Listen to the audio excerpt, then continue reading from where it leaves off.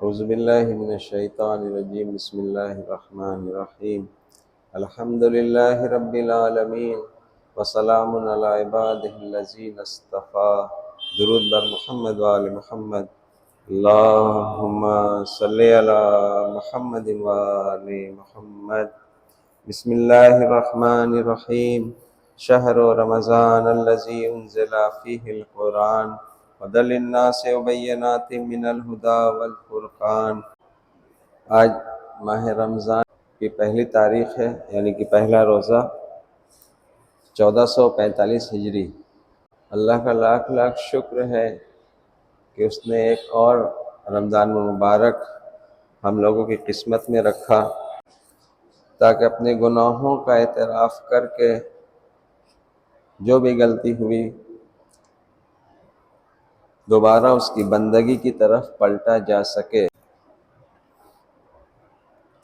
پچھلے سال کا جو ٹاپک تھا ڈسکشن کا وہ یہ تھا کہ کیا تقوی الہی کے بغیر اللہ کی بندگی ممکن ہے؟ اس سلسلے میں تقوی پہ بات ہوئی تھی کہ بغیر تقوی الہی کے انسان اللہ کی بندگی نہیں کر سکتا۔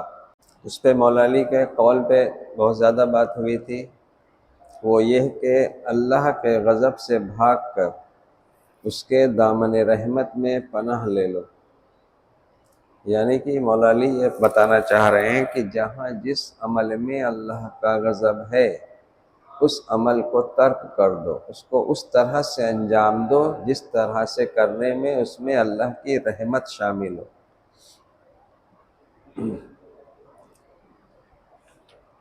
انشاءاللہ تقوی ایسا ٹاپک ہے کہ ایسا نہیں کہ پیچھے 2 سال 3 سال ہو چکا ہے تو پھر نہیں ہوگا، یہ ہم لوگ بات کریں گے تو اس سال بھی بیچ بیچ میں تقوی کا تذکرہ آئے گا، تو جس کو کلیئر نہیں ہوگا وہ بھی تھوڑا بہت کلیئر ہو جائے گا انشاءاللہ۔ اس سال جو ٹاپک بنایا ہے وہ ٹاپک ہے سورہ بنی اسرائیل کی 9 نمبر کی آیت۔ سورہ بنی اسرائیل قرآن کا 17 نمبر کا سورہ ہے، اس کی 9 نمبر کی آیت ہے سورہ بنی اسرائیل کی۔ بسم اللہ الرحمن الرحیم انا ھذا القرآن یہدی للتی ہی اقوم ویبشر المؤمنین الذین یعملون الصالحات ان لہم اجرا کبیر۔ یہ سورہ بنی اسرائیل کی 9 نمبر کی آیت ہے۔ اس کا ترجمہ جو ہے وہ یہ ہے کہ یہ قرآن یقیناً اس راہ کی ہدایت کرتا ہے جو بالکل سیدھی ہے، اور ان مومنین کو جو نیک اعمال مطلب عمل صالح بجا لاتے ہیں، بشارت دیتا ہے کہ ان کے لیے بڑا اجر ہے۔ اس کے پہلے جو سورہ بقرہ کی آیت پڑھی تھی 185 نمبر کی شروع کی آیت تھی، وہ شہر رمضان الذی انزل فیہ القرآن ھدی للناس وبینات من الھدی والفرقان۔ اس کا ترجمہ ہے کہ رمضان وہ مہینہ ہے جس میں قرآن نازل کیا گیا جو لوگوں کے لیے ہدایت ہے اور ایسے دلیل پر مشتمل ہے جو ہدایت اور حق و باطل میں فرق کرنے والا ہے۔ یعنی کہ اس قرآن کی خصوصیت بیان کی جا رہی ہے قرآن میں۔ اب سورہ بنی اسرائیل کے جو 9 نمبر کی آیت ہے کہ یہ قرآن یقیناً اس راہ کی ہدایت کرتا ہے جو بالکل سیدھی ہو۔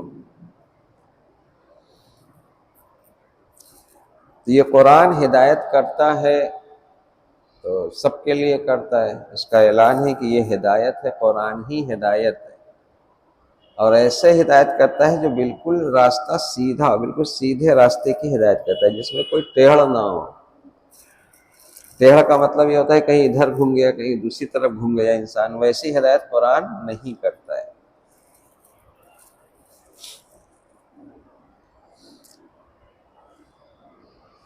اگر ہم اپنا خود کا اس دور میں جائزہ لیں، کیونکہ قرآن کا تعلق ہم سے ہے، مسلمان سے ہے، مومن سے ہے۔ ہم جس دور میں زندگی گزار رہے ہیں، ہمیں جتنا علم ہے کتابوں کے ذریعے، علماء کے ذریعے، تو یہاں پہ موجود دنیا میں اگر مسلمان بھی ہے، کلمہ گو بھی ہے، تو اس میں بہت طرح کے لوگ ہیں، ہر نظریے کے لوگ دنیا میں رہتے ہیں۔ اگر ہم اپنے ہندوستان کی ہی بات کر لیں تو یہاں عمومی طور پر ہم لوگ جوڑتے ہیں شیعہ، سنی، دیوبندی، وہابی، بریلوی، اس طرح سے مسلک ہمارے انڈیا میں ہے۔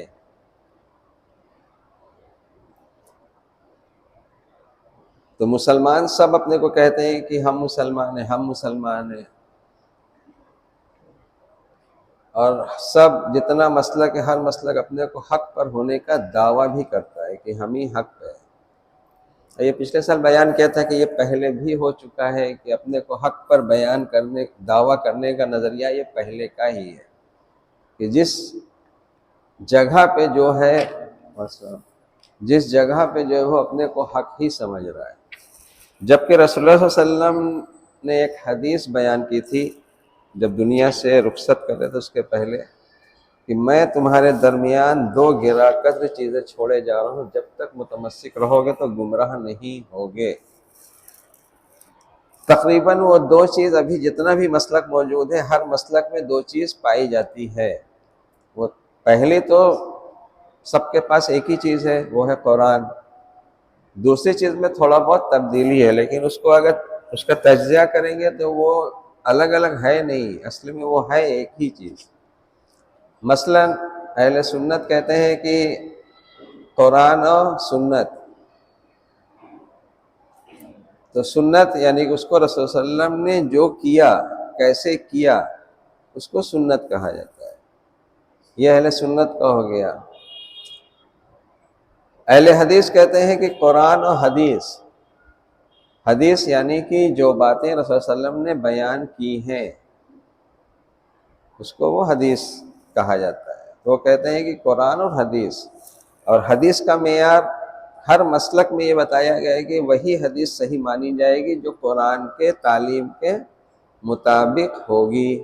اگر وہ قرآن کی تعلیم کے مطابق نہیں ہے تو وہ حدیث نہیں ہے صحیح۔ اس کے بعد ہم لوگ کا آتا ہے شیعہ اشناشری، ہم لوگ کہتے ہیں، ہم کہتے ہیں قرآن و اہل بیت۔ تو قرآن تو وہی ہے جو ہر مسلک دعویٰ کر رہا ہے، کوئی سنت کہہ رہا ہے قرآن کے ساتھ، کوئی حدیث کہہ رہا ہے، ہم کہہ رہے ہیں اہل بیت، اطرت جسے ہم کہتے ہیں جو حدیث میں ہے رسول اللہ میں۔ تو اہل بیت کا جو عمل ہوگا کیا وہ رسول کے سنت کے خلاف ہوگا؟ ممکن نہیں ہے۔ رسول اللہ کی جو سنت ہوگی کیا وہ قرآن کے خلاف ہوگی؟ ممکن ہی نہیں ہے۔ رسول اللہ کی جو حدیث ہوگی کیا وہ قرآن کے خلاف ہوگی؟ ممکن ہی نہیں۔ تو موٹا موٹی اگر یہ دیکھیں تو ہر مسلک میں قرآن پہلے ہے، اور جب قرآن پہلے ہے تو اب یہ دیکھا جائے گا کہ متمسک ہونے کی بات جو ہے، رسول اللہ کی حدیث قرآن میں آیت بھی اس طرح کی، جیسے پچھلوں کو کتاب دی گئی، وہ جس طرح ان سے متمسک ہونے کے لیے کہا تھا انہوں نے ویسا تمسک نہیں رکھا۔ تو بہرحال ہم جتنے مسلک ہیں سب کے ہاں قرآن ہے، تو کیا قرآن سے ہم ویسے ہی تمسک ہیں جیسے ایک ایمان والے سے سوال کیا گیا ہے کہ تم کتاب خدا سے تمسک اختیار کرو؟ اگر ہم ویسے تمسک رکھتے ہیں تو یقیناً یہ قرآن اس راہ کی ہدایت کرتا ہے جو بالکل سیدھی ہے، اور بشارت ہے ان ایمان لانے والوں کے لیے جو عمل صالح بجا لاتے ہیں۔ تو یہ قرآن تو ہدایت کر رہا ہے بالکل سیدھے راہ کی، اور ہر مسلک کے پاس قرآن بھی ہے، سب کا دعویٰ ہے قرآن سنت، قرآن حدیث، قرآن اہل بیت۔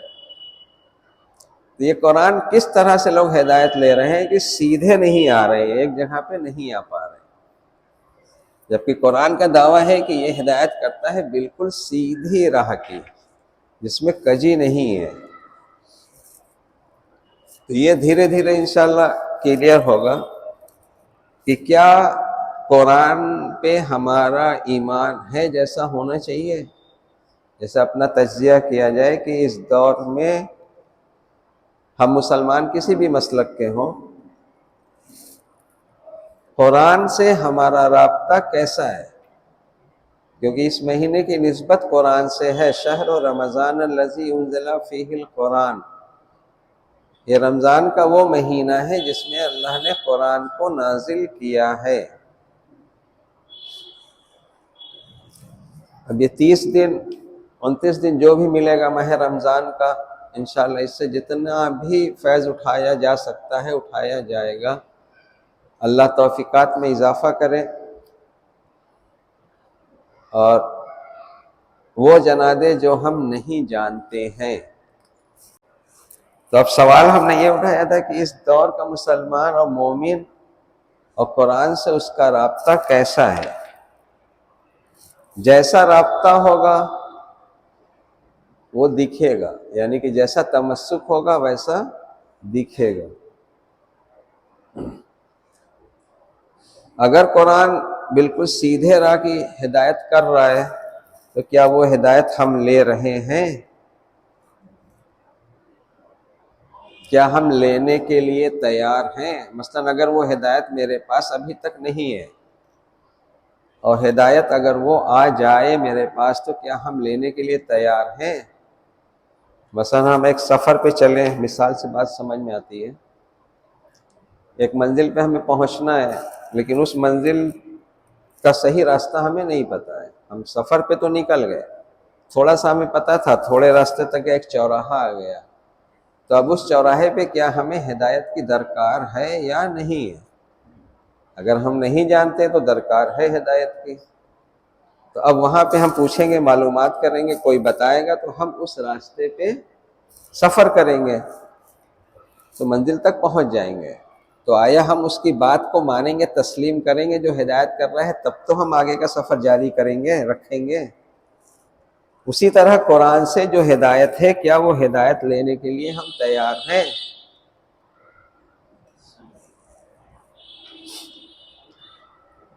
اگر تیار ہے تو پھر اس سورہ حمد جو ہے، سورہ حمد اصل میں وہ عہد بندگی پچھلے ساتھ بیان کیا تھا کہ بسم اللہ کے بعد الرحمن الرحیم، اللہ کی ربوبیت، اللہ کی خالقیت سب بیان کرنے کے بعد، اللہ کی مالکیت بیان کرنے کے بعد، جب ہم یہ عہد کرتے ہیں کہ ایاک نعبد و ایاک نستعین، ہم تیری بندگی کرتے ہیں، کریں گے، تو ہی بندگی کے لائق ہے، ہمیں ہدایت فرما۔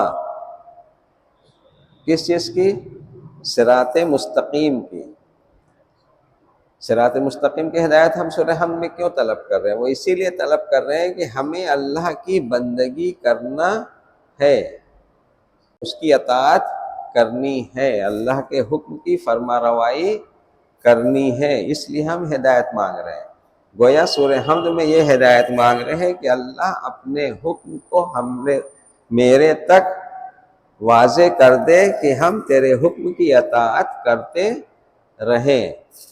اس میں پچھلے سال ہم نے بیان کیا تھا کہ عبادت کی جب بات آتی ہے تو ہم سمجھتے ہیں کہ ہم جو مصلی پہ رکوع سجود قیام کرتے ہیں صرف اسی کو عبادت سمجھتے ہیں، یعنی کہ عبادت کی بات آئی تو صرف نماز پڑھنے کی بات ہے کہ ہاں یہ کر لیا تو گویا عبادت کر لیا۔ تو اسی غلط فہمی کی وجہ سے بہت لوگ ایسے ہوتے ہیں عبادت گزار نمازی کہ وہ دوسرے کے حقوق کی پامالی کرتے ہوئے اور رکوع سجود قیام والی صلات کرتے رہتے ہیں، اور وہ اپنے میں یہ مطمئن رہتے ہیں کہ ہم اللہ کی عبادت کر رہے ہیں، اصل میں وہ زندگی گزار رہے ہوتے ہیں شیطان کی عبادت میں، اور رکوع اور جھک رہے ہیں، اپنے کو جھکا رہے ہیں اللہ کے آگے، اللہ سے عہد کر رہے ہیں کہ ہم تیرے حکم کی اطاعت کریں گے، اور اپنی روزمرہ کی زندگی میں وہ شیطان کی اطاعت کرتے ہیں۔ وہ ایک غلط فہمی کی بنیاد پر ہے، اب جو نہیں جانتا اللہ اس کو جنا دے۔ تو اب میرا جو وہ عہد ہے سورہ حمد کا کہ ہم تیری ہی بندگی کرتے ہیں، کریں گے، اور ہدایت طلب کر رہے ہیں صراط مستقیم کی۔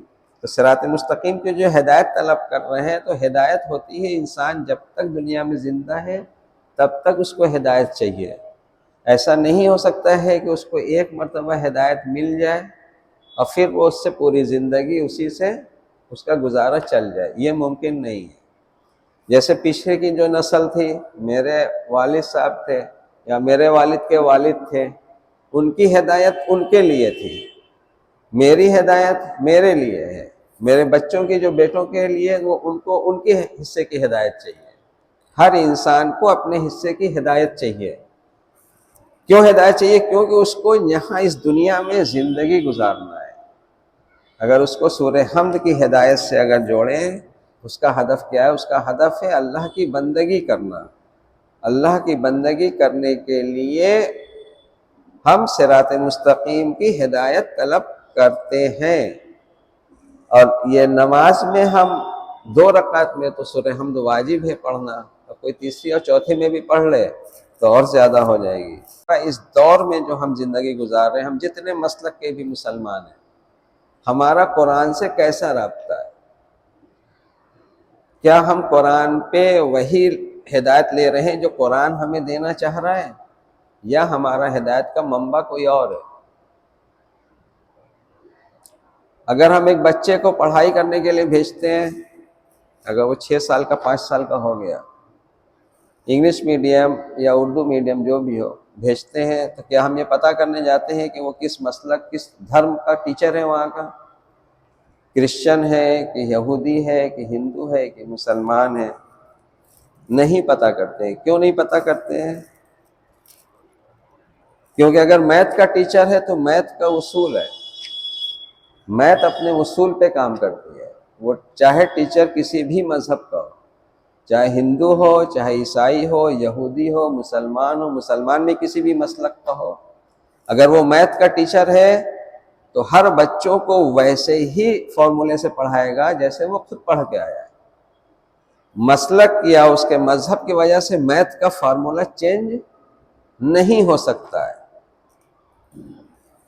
اگر یہ بات صرف سمجھ میں آ جائے، اب اسی طرح جیسے میتھ ہو گیا، اسی طرح آپ گرامر لے لیجئے، کسی بھی لینگویج کا گرامر،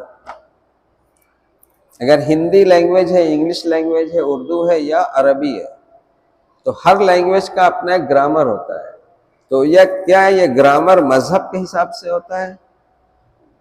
مثلا ایک انگریز ہے جو انگریزی برٹش انگلش جو انگریز کے پاس گرامر ہے، تو انڈیا میں اگر برٹش انگلش کا اگر گرامر ہوگا تو وہ دوسرا ہوگا، کہ انڈین سیکھیں گے تو ایسے سیکھیں گے۔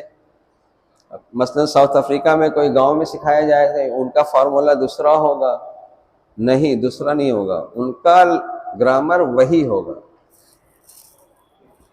2 مثال میں نے دی، ایک میتھ کے فارمولہ کی دی، ایک لینگویج کے گرامر کی دی، کہ جب یہ سکھانا ہوتا ہے تو ہم یہ نہیں دیکھتے کہ سامنے والا کس مذہب کا ماننے والا ہے، ہم یہ یقین کرتے ہیں کہ وہ وہی سکھائے گا جو حق ہے، اور وہ سیکھتا بھی وہی ہے۔ مثلا کوئی میتھ کا ٹیچر نے پڑھایا، اس نے 2+2 4 بچے کو پڑھا دیا، اگر غلطی سے بھی بچہ 2+2 5 کہہ دے تو ہاتھ پکڑ کے ہم پہلے لے جائیں گے وہاں پرنسپل کے پاس کہ اس کو کون پڑھا رہا ہے کہ 2+2 5 پڑھا رہا ہے، لیکن ایسا ہوتا نہیں ہے عموماً۔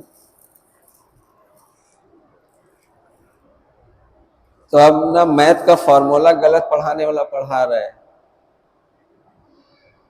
نہ لینگویج کا گرامر پڑھانے والا اس میں فرق میں پڑھا رہا ہے، ایک طرح سے پڑھا رہا ہے۔ تب جب یہ قرآن بالکل سیدھی راہ دکھا رہا ہے، قرآن کی خود آیت ہے، سورہ بنی اسرائیل کی 9 نمبر کی آیت، ان ھذا القرآن یہدی للتی ہی اقوم، یہ بالکل سیدھی راہ دکھاتا ہے قرآن۔ تو یہ سیدھی راہ ہم کیوں نہیں دیکھ پا رہے ہیں؟ ہمیں کیوں نہیں دکھ رہی ہے؟ کیا اس کا فارمولہ ہر کے پاس الگ الگ ہے سیدھی راہ کا؟ کیونکہ ہم دعویٰ تو کر رہے ہیں، آج پہلا دن ہے، تھوڑا ہم اس کو بحث کا مدعا بنا رہے ہیں، کیونکہ ہم دعویٰ تو کر رہے ہیں کہ قرآن و سنت، قرآن و حدیث، قرآن و اہل بیت، ہر مسلک کے پاس قرآن کا دعویٰ ہے کہ ہم قرآن کے ماننے والے ہیں، اس کے ساتھ یہ ہے، اس کے ساتھ یہ ہے۔ تو جب قرآن سب مان رہے ہو تو قرآن کی ہدایت سب کے لیے ایک ہدایت ہے؟ اگر اس کا تجزیہ کیا جائے، کیونکہ دیکھیے بزنس جو قرآن میں بھی تجارت کا لفظ استعمال ہوا ہے، عمل صالح کے لیے بھی تجارت کا، تو ہم یہاں پہ کریں گے تو کوئی غلط نہیں ہوگا کہ جب ہم بزنس کرتے ہیں، تجارت کرتے ہیں، اگر 2-3 سال کوئی کام کیا، اس میں کوئی پروفٹ نہیں ہوا، جس سے ہم مال رہے اس کا پیسہ بھی بقایا ہے، آگے پیسہ باقی بھی نہیں ہے، تو جب 2-3 سال ہو جاتا ہے تو انسان یہ گھبراتا ہے کہ یہ آیا ہم پروفٹ میں ہیں کہ لاس میں ہیں۔ تو اس پہ انسان تھوڑا غور کرتا ہے کہ اگر ہم لاس میں ہیں تو وجہ کیا ہے، کس لیے لاس میں ہے، پروفٹ کیوں نہیں ہو رہا ہے۔ اسی طرح جو پروفٹ ہمارا ہو رہا ہے، مسلمان کا جو پروفٹ اور لاس کی بات ہے، جو قرآن ہدایت دے رہا ہے، ابھی تو قرآن دعویٰ بھی ہم آج پڑھ رہے ہیں، قرآن کا یہ دعویٰ ہے کہ یہ قرآن اس راہ کی ہدایت کرتا ہے جو بالکل سیدھی ہے۔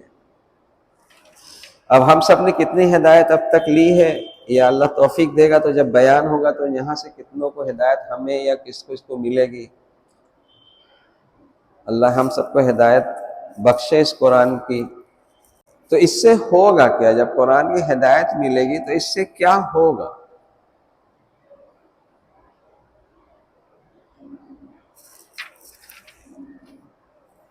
صراط مستقیم جیسے سورہ حمد میں ہے کہ ایاک نعبد و ایاک نستعین اہدنا الصراط المستقیم،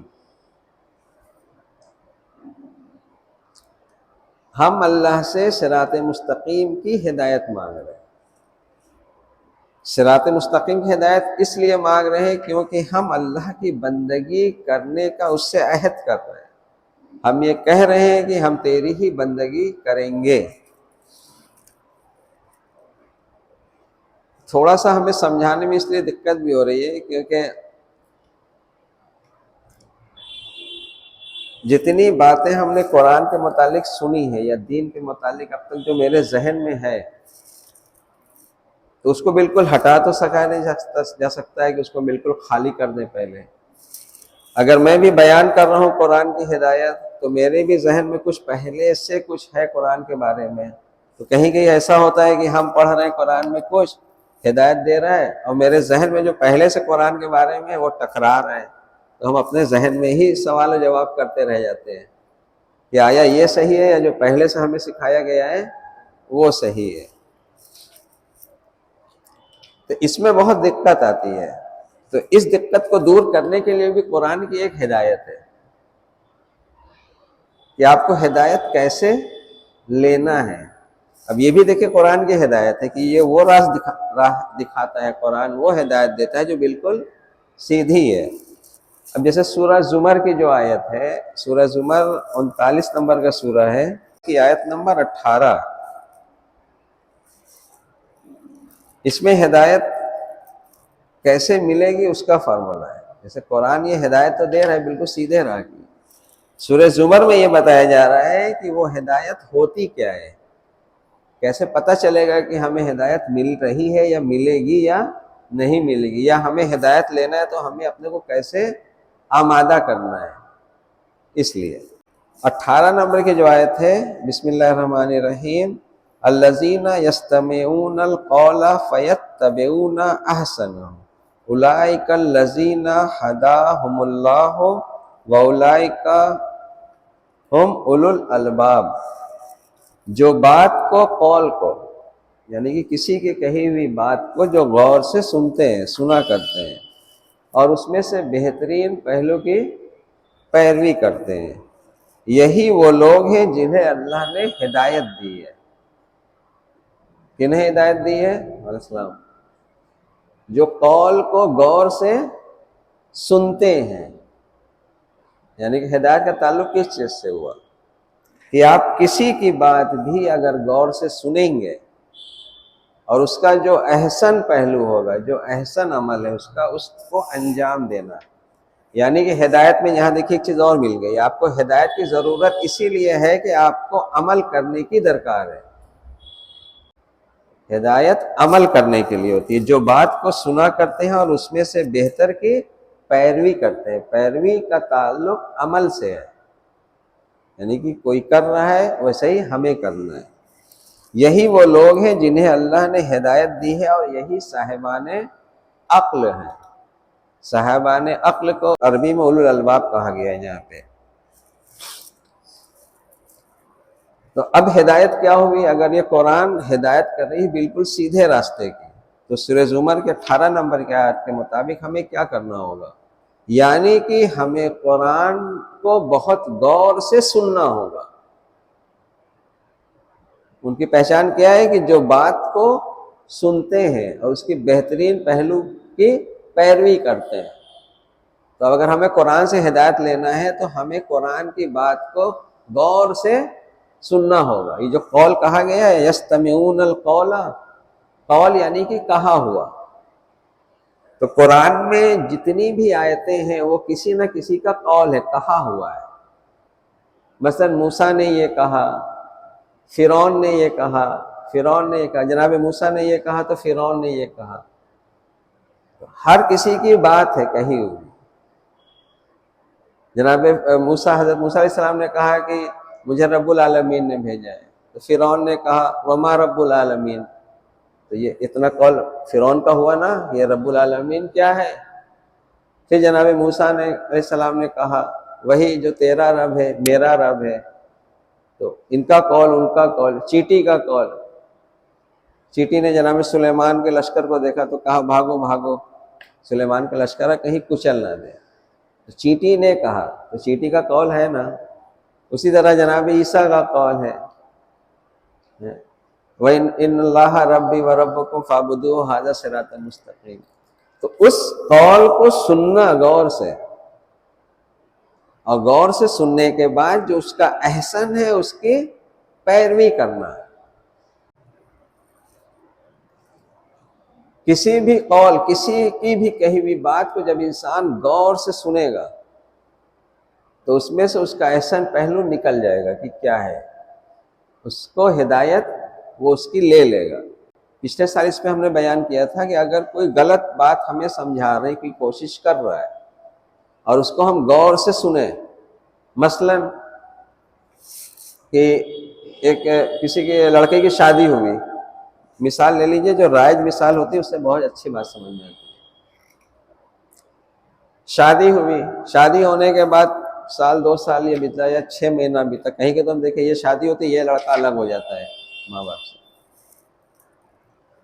وہ جو بات گھر میں جو تضاد پیدا ہو جاتا ہے تو وہ کس وجہ سے ہوتا ہے؟ وہ اسی وجہ سے ہوتا ہے کہ لوگ ایک دوسرے کی بات کو غور سے نہیں سنتے ہیں۔ اگر غور سے سن لے تو پتہ چل جائے کہ ہمیں یہاں پہ کیا اتباع کرنی ہے، اس کی کون سی اتباع کرنی ہے۔ مثلا اگر بیوی کہہ رہی ہے کہ ماں باپ سے الگ ہٹ کے رہو، دور چل کے رہو، تب اس کی بات کو قرآن میں سورہ زمر کے مطابق اس کے قول کو ہمیں غور سے سننا ہے۔ یہ جو کہہ رہی ہے تو یہ کیا کہہ رہی ہے؟ یہ کہہ رہی ہے کہ دور ہٹ کے الگ کہیں رہا جائے اطمینان سے، سکون سے، تب اس پہ جب سننے والا اس کا شوہر بہت غور سے بات کو سمجھے گا تب اس کو سمجھ میں آ جائے گی کہ اس میں صحیح کیا ہے غلط کیا ہے۔ اب وہ پیروی کرے گا کس کی؟ احسن کی۔ تو اس کا احسن پہلو کیا ہے؟ اس عورت کی بات میں احسن پہلو کیا ہے کہ اس کی بات کو نہ مانا جائے، اس کی بات کے مطابق کام کو انجام نہ دیا جائے، یہ اس کا احسن پہلو ہوا۔ اس کو تجارت پہ لے لیجئے کہ اگر کوئی انسان ہمیں گھاٹا دینا چاہ رہا ہے تو جب ہم اس کی بات کو غور سے سنیں گے تو پکڑ لیں گے کہ نہیں؟ عموماً ہوتا بھی ہے کہ انسان بات کرتا ہے تو سمجھ جاتا ہے کہ وہ ہمیں چونا لگانے والا ہے، کہتا ہے کہ نہیں؟ مطلب پہلے ہی سمجھ جاتا ہے کہ چونا لگانے والا ہے تو بچ کے رہو۔ تو وہ کیوں ایسا پہلے ہی آہٹ اس کو ہو جاتی ہے؟ اس کو آہٹ اس کی بات سے ہوتی ہے کہ اس کا بات کرنے کا جو انداز ہوتا ہے، اس کی بات میں جو جملہ ہوتا ہے، اس کے بات کرنے کا جو ہدف ہوتا ہے، ہر اس پہ نظر رکھتا ہے انسان۔ تو جب نظر رکھتا ہے تو اس کے حقیقی اس کے تک پہنچ جاتا ہے کہ کیا چاہ رہا ہے۔ تو یہی ہدایت ہوتی ہے۔ یہ چیز آپ زندگی میں ہر لمحہ دیکھیے، ہدایت ایک ایسی چیز ہے کہ جو پروردگار نے رکھی ہے جو انسان جب تک اس دنیا میں سانس لے رہا ہے تب تک اس کو ہدایت چاہیے، سمجھ رہے کہ نہیں؟ تب اس کو ہدایت چاہیے۔ یہ بحث کا مدعا نہیں ہے۔ سورہ حمد کی جو آیت ہے کہ اہدنا الصراط المستقیم، ہمیں صراط مستقیم کی ہدایت فرما، عربی کا گرامر مسلک کا نہیں ہوتا ہے، جیسا ہم نے بتایا کہ میتھ کا فارمولا مذہب کے حساب سے نہیں ہوتا ہے، تو اسی طرح لینگویج کا گرامر بھی مذہب کے حساب سے نہیں ہوتا ہے۔ اہدنا الصراط المستقیم ہے تو اہدنا الصراط المستقیم ہی رہے گا۔ اس کا ترجمہ اگر بنتا ہے کہ ہمیں سیدھے راستے سے صراط مستقیم کی ہدایت فرما، تو ہدایت فرما ہی ترجمہ ہوگا، لیکن یہ مسلسل ہے، یہ ایک لمحے کے لیے نہیں ہے، یہ ہدایت ہمیں ہر لمحہ چاہیے۔ جیسے آج ہم ابھی یہاں مسجد میں بیٹھے ہیں تو ابھی چاہیے، مسجد سے باہر نکلیں گے تھوڑا سا بزنس میں جائیں گے تو وہاں بھی ہدایت چاہیے، وہاں سے نکلے گھر میں آئے بیوی بچوں کے ساتھ تو وہاں بھی ہدایت چاہیے، کوئی پڑوسی ہے وہاں پہ ہے تو وہاں ہدایت چاہیے۔ ایسا نہیں کہ اس پڑوسی میں آج ہدایت والا کام کر دیا تو کل پھر ختم، اب نہیں، جب آپ کسی کے سامنے جائیں گے تو نئی ہدایت چاہیے آپ کو۔ مثلاً یہ ہے کہ آپ کو ہدایت کی درکار ہے، کیونکہ ہم آپ سب مل کے اللہ سے یہ عہد کر رہے ہیں کہ ہم تیرے ہی حکم کی اطاعت کریں گے۔ بندگی کا مطلب یہ ہوتا ہے، جیسے ہے نا قرآن میں کہ خبردار شیطان کی بندگی نہ کرنا، تو شیطان کی بندگی کرنا اور اللہ کی بندگی کرنا کل نہیں ہوگا تو اسی پہ سمجھا جائے گا کہ شیطان کی بندگی کیا ہے اور اللہ کی بندگی ہے۔ شیطان کی عبادت اور اللہ کی عبادت، اللہ کی عبادت تو ہم سمجھ گئے رکوع سجود قیام کر کے کر لیا، شیطان کی عبادت کیسے کریں گے ہم؟ کوئی طریقہ ہے؟ مطلب پتھر والا وہ بنا لیں گے بھگوان، اس کے سامنے رکوع سجود قیام کریں گے تو یہ شیطان والی بندگی ہو جائے گی؟ اگر قرآن میں آیت ہے کہ خبردار شیطان کی بندگی نہ کرنا، تو کیا مطلب مورتی کے سامنے نہ جھکنا؟ کل انشاءاللہ اس پہ بات کریں گے، ابھی جتنا وقت ہے وہ ہدایت پہ ہی کرتے ہیں کہ ہدایت کیا ہے۔ ہدایت ہم سب کو ہر لمحہ چاہیے، آپ بزنس میں ہو، آپ بستر پہ ہو، آپ پڑوس میں بیٹھے ہوں، آپ کہیں بھی ہو، آپ کو ہدایت چاہیے۔ اور ہدایت اتنی ہی ضروری ہے جتنا ایک انسان کے لیے پانی چاہیے جینے کے لیے۔ اگر ہدایت نہیں ہے تو انسان جی نہیں پائے گا صحیح طریقے سے، کیونکہ ایک سورہ کی ہی آیت ہے، میں نے خلق کیا انس اور جنس کو مگر یہ کہ وہ میری عبادت کرے، یعنی کہ انسان کو خلق کرنے کا مقصد بھی اللہ کا ہے کہ اس کی بندگی کرے۔ آج یہاں تک بات پہنچی ہے کہ ہدایت ہمیں درکار ہے، اور ہدایت لینے کا اصول جو سورہ زمر کے 18 نمبر کی آیت کہ جو بات کو غور سے سنتے ہیں، یعنی کہ ہدایت اگر چاہیے تو اس بات کو غور سے سننا ہوگا۔ مثلا اگر ہم قرآن کی بات کر رہے ہیں تو ہم قرآن کی کوئی آیت پڑھ رہے ہیں تو اس کو غور سے جب تک سامنے والا نہیں سنے گا تو اس بات تک نہیں پہنچ پائے گا کہ اس کو کیا کرنا ہے اور کیا نہیں کرنا ہے۔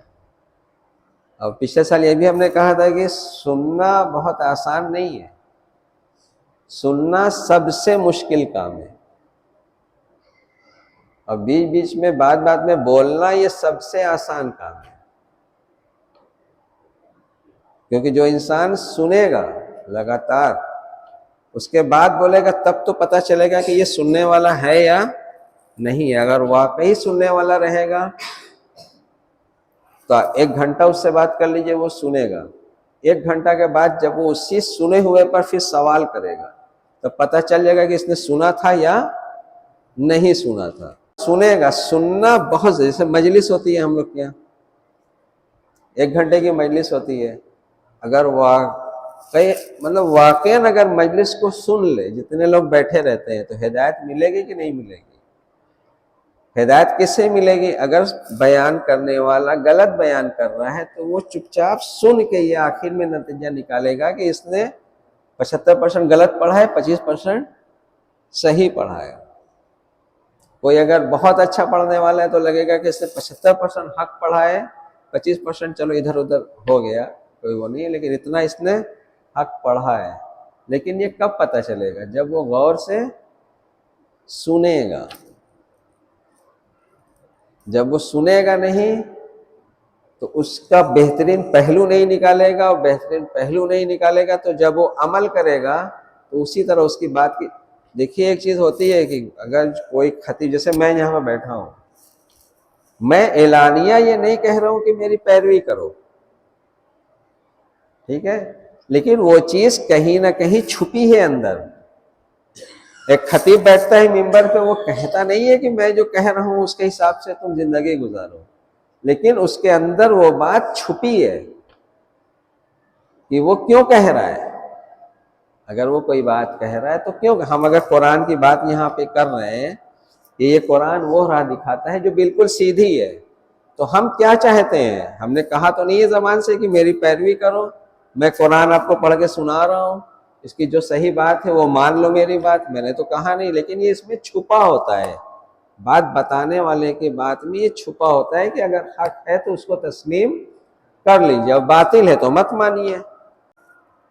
سورہ زمر کے 18 نمبر کی آیت کی جو بات کو غور سے سنتے ہیں اور اس کے بہترین پہلو پہ عمل کرتے ہیں، اور یہ اللہ کی ہدایت ہے، اور یہ سب کو نہیں ملتی سوائے ان کے جو اولو الالباب ہے۔ اولو الالباب کہا ہی اسے جاتا ہے، ایک مولانا نے تشریح کیا تھا فضل ممتاز صاحب نے، جیسے کیلا ہوتا ہے، کیلا میں اوپر کا حصہ چھلکا ہوتا ہے، اندر گودا ہوتا ہے، تو اولو الالباب کی نظر چھلکے پہ نہیں ہوتی ہے، وہ چھلکے کی رنگت سے گدے کا پتہ لگاتا ہے کہ اندر جو گدا ہے وہ خراب ہے کہ اچھا ہے۔